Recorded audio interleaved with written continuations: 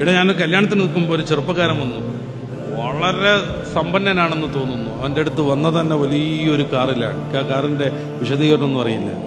എന്നെ കണ്ടപ്പോൾ അയാള് ജസ്റ്റ് നിർത്തി ആ ഇത് ഗ്ലാസ് താഴ്ത്തിയിട്ട് പറഞ്ഞു, ഞാനതൊന്ന് പാർക്ക് ചെയ്യാം, ജസ്റ്റ് ഒന്ന് വെയിറ്റ് ചെയ്യുമോ. അദ്ദേഹം പരിചയപ്പെടുത്തി. എൻ്റെ പ്രസംഗങ്ങളൊക്കെ കേൾക്കാറുണ്ട്. എനിക്ക് സങ്കടവും പറയാനും അതിനൊരു പരിഹാരം അന്വേഷിക്കുവാനുമാണ്. ഞാൻ ചോദിച്ചു, എന്ത് പറ്റി? ഞാൻ കല്യാണം കഴിച്ചു. ഗൾഫിൽ എനിക്ക് 6800 അങ്ങാണ്ട് റിയാൽ ശമ്പളമുള്ള, മാസാന്ത ശമ്പളമുള്ള ജോലി ഉണ്ടായിരുന്നു. അവൾ അങ്ങോട്ട് കൊണ്ടുപോകണമെന്നാണ് ഞാൻ കരുതിയത്. 2-3 പ്രാവശ്യം ഞാൻ അവളിൽ നിന്ന് അഹിതങ്ങൾ കണ്ടു. അവൾക്കൊരു പഴയ അഫെയർ ഉണ്ടായിരുന്നു. അവനുമായി ബന്ധം വിടാതെ പിന്നെയും പിന്നെയും ചാറ്റ് ചെയ്തുകൊണ്ടിരുന്നു. കാണാൻ പാടില്ലാത്ത ഫോട്ടോസ് വരെ അവൾ അയച്ചു കൊടുത്തത് എൻ്റെ ശ്രദ്ധയിൽപ്പെട്ടു.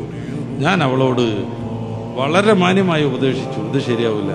അപ്പോൾ എന്നോട് പറഞ്ഞു, നിങ്ങളെ ഭർത്താവായി നിൽക്കാം, അവനെ ഞാൻ എൻ്റെ അഫെയറും എൻ്റെ കുറേ സാധനങ്ങളുണ്ടായില്ലേ, ഫ്രണ്ട്, അതിൻ്റെ ഇടയിൽ അഫെയർ, മേലെ അതിൻ്റെ ഇടയിൽ ഒരു ബെസ്റ്റി, അവനങ്ങനെ ബെസ്റ്റിയായിട്ട് ഞാൻ കൊണ്ടുനടക്കും.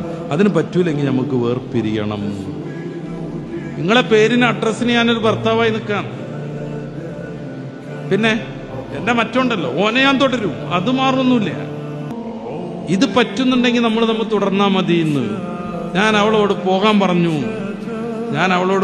പറഞ്ഞു. എന്താ ചെയ്യ ഉസ്താദ് എന്ന് പറഞ്ഞിട്ട് ആ ചെറുപ്പക്കാരൻ്റെ അടുത്ത് വന്നിരിക്കണത്. നമ്മൾ ആലോചിച്ച് നോക്കുങ്ങൾ.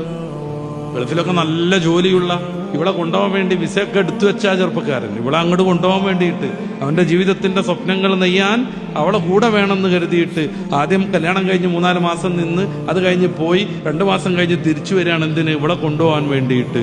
പക്ഷെ അതല്ലായിരുന്നു അവൾ വിചാരിക്കുന്നത്. ഇതാണ് പുതിയ കാലം. ആരെയും കുറ്റപ്പെടുത്താനല്ലേ പറയണത്. ഇത്തരം വിവിധങ്ങളായ പ്രലോഭനങ്ങൾ നമ്മെയും നമ്മുടെ കുടുംബത്തെയും നശിപ്പിക്കുമ്പോൾ ഇപ്പൊ വാപ്പാന്റെ ഒരു സ്വാധീനം കൊണ്ടും അദ്ദേഹത്തിന്റെ ഒരു ശൂരത്വം കൊണ്ടൊക്കെ വല്ലാതെ കുഴപ്പമാകാതെ നമ്മുടെ വീട് പോകുമ്പോൾ വാപ്പ കണ്ണടക്കുന്ന ഒരു ദിവസത്തെക്കുറിച്ച് ആലോചിച്ച് നോക്കുക. പിന്നെ മക്കൾ എന്താവുന്നുള്ളതിനെയും ആലോചിച്ച് നോക്കുക.